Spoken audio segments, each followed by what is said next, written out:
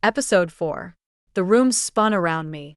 I tried to focus, but I was looking down a long tunnel of blurry images from my past. My spine turned to mush, refusing to hold up my body.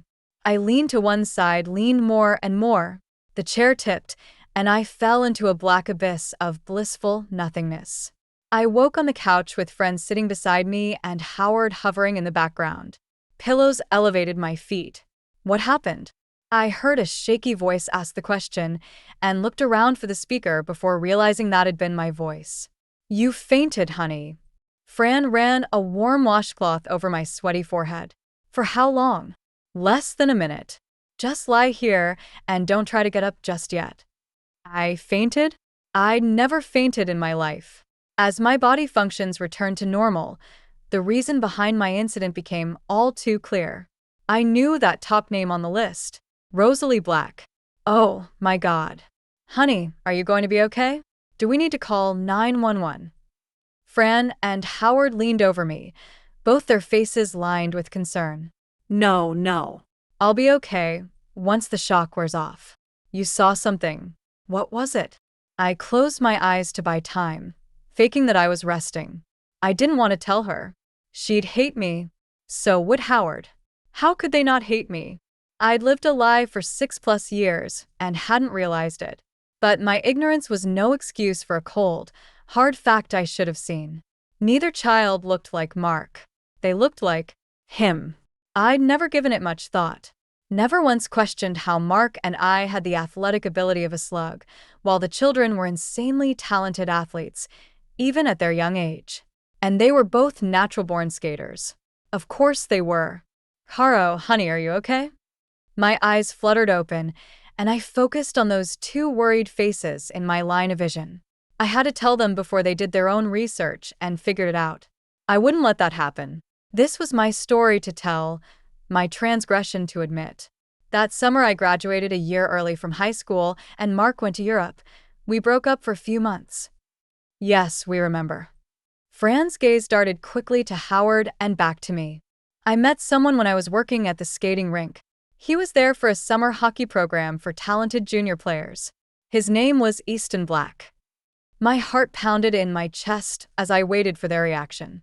Black. Howard's voice cracked slightly, and he sat down hard on the coffee table. Good thing he was a slight man, or he'd have broken the thing in two. The first name on the list was Rosalie Black. Fran stated what we all knew, but I was relieved I didn't have to explain further. His mother. Mark isn't the father of the twins?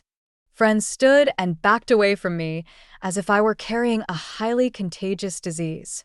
She held her hands over her mouth and stared. It appears not. I sat up slowly, needing to face these two people from a sitting position. I am so sorry. I never knew.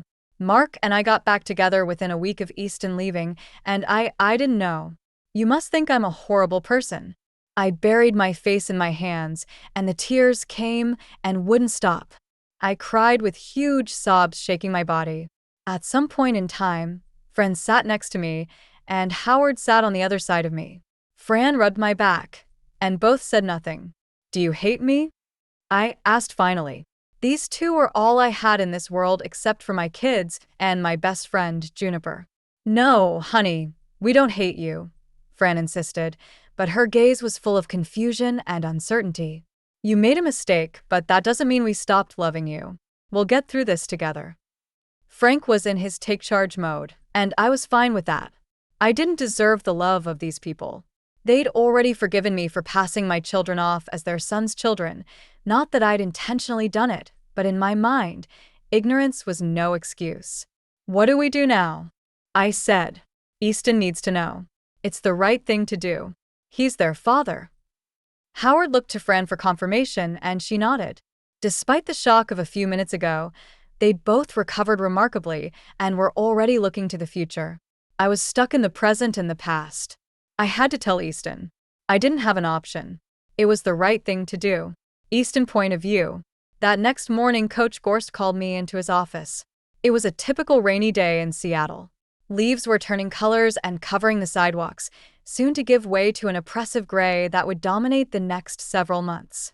In a few days, The regular hockey season began, and I wanted to be on this team so badly I could taste it.